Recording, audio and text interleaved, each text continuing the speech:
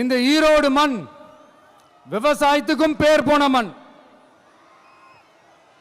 இங்க நடக்கிற அந்த விவசாயத்துக்கு மிக முக்கியமான ஒரு கவசமா இருக்கிறது என்ன தெரியுமா?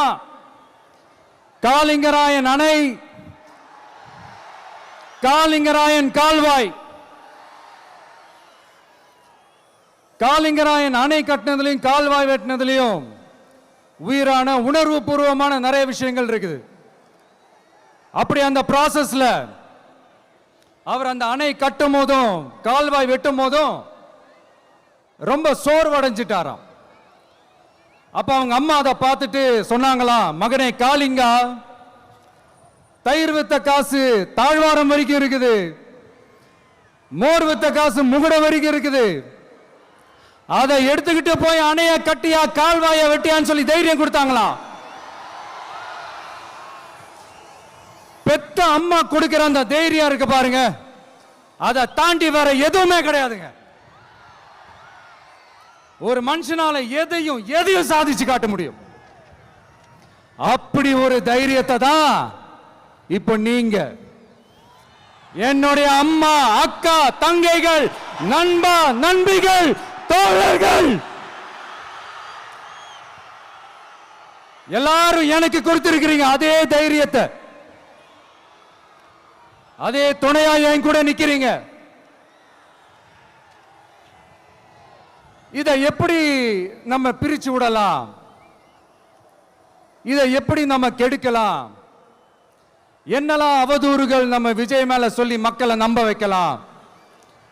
என்னெல்லாம் சூழ்ச்சிகள் நம்ம விஜய் மேல பண்ணி மக்களை நம்ப வைக்கலாம்?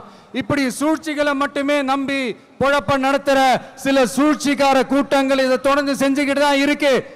ஆனா அவங்களுக்கு தெரியாது, இது இன்னைக்கு நேத்து வந்த உறவு இல்ல. கிட்டத்தட்ட 30-33 வருஷத்துக்கு மேல இருக்கிற உறவு. ஏன், நான் சினிமாவுக்கு வந்தப்போ எனக்கு வயசு 10. அப்பல இருந்தே இந்த உறவு ஸ்டார்ட் ஆகி போயிட்டு இருக்குன்னு அவங்களுக்கு தெரியாம போச்சு.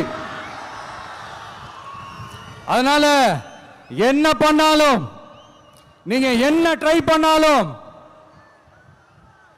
எல்லாத்தையும் விட்டுட்டு மக்களுக்காக வந்திருக்கிற இந்த விஜய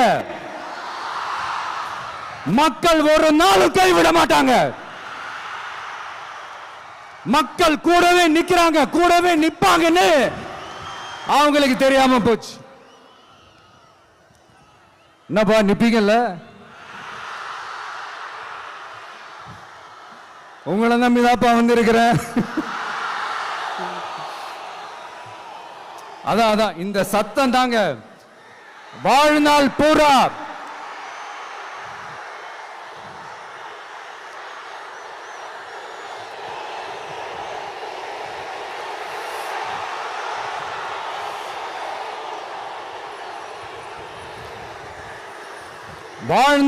உங்களுக்கு நன்றியோடவே இருப்பேன்.